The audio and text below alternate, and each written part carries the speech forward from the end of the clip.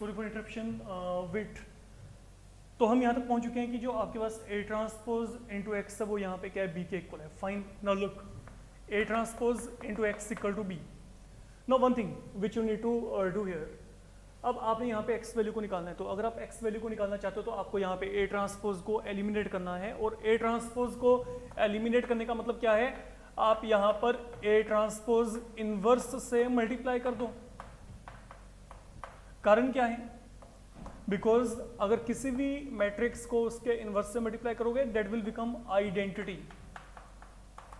तो that is how now you have to go ahead with the things here.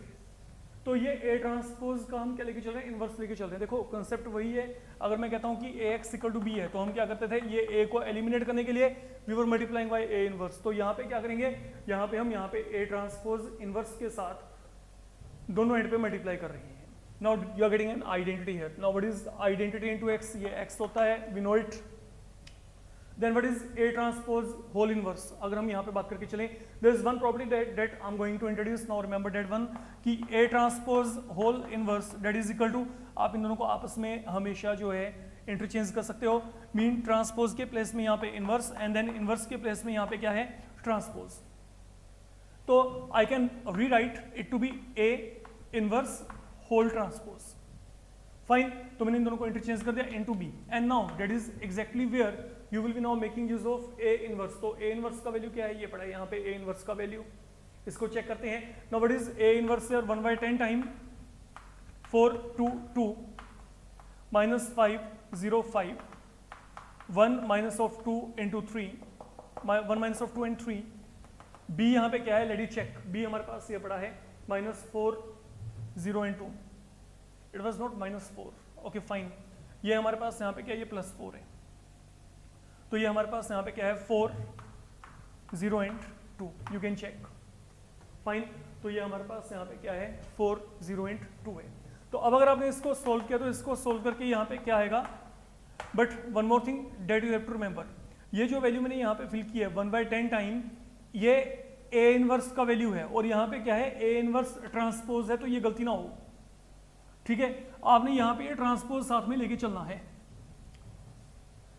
तो be careful regarding whatever you have to fill the entries here, okay. आपको यहाँ पे corresponding to expression ही वहाँ पे चलना है। यहाँ पे क्या है, A इनवर्स है, ये रहा A इनवर्स का वैल्यू, आगे क्या है, ट्रांसपोज, तो हम यहाँ पे ट्रांसपोज लेके चलेंगे। तो यहाँ क्या ट्रांसपोज, तो यहाँ पे क्या करेंगे, पहले ट्रांसपोज लेके चलो, 4 2 2 -5 0 5 then 1 minus of 2 3, and then साथ में यहाँ पे क्या पड़ा है, ये matrix. Now you are eligible for multiplication, let me multiply.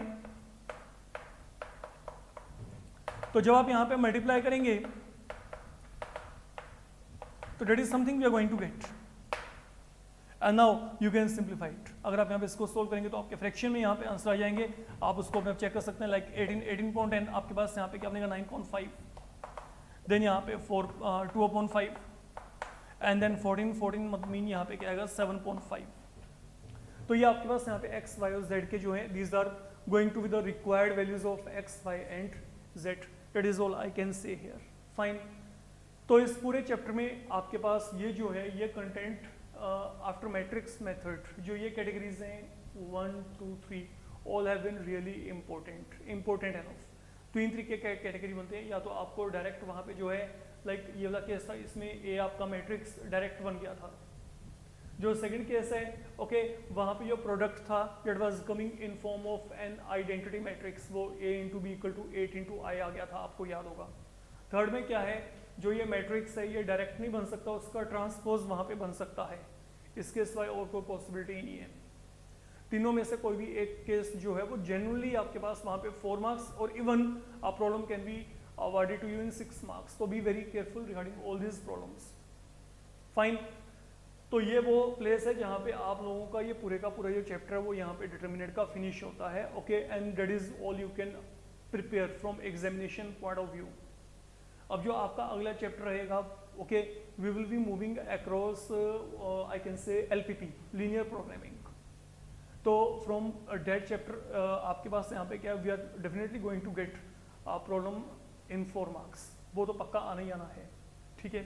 तो जो आपका अगला मॉड्यूल रहेगा वो आपका लीनियर प्रोग्रामिंग के रिगार्डिंग रहेगा। टिल दैट टाइम आप लोग यहाँ पे इन सब प्रॉब्लम्स को अच्छे तरीके से प्रैक्टिसाइज कर सकते हैं। Thank you.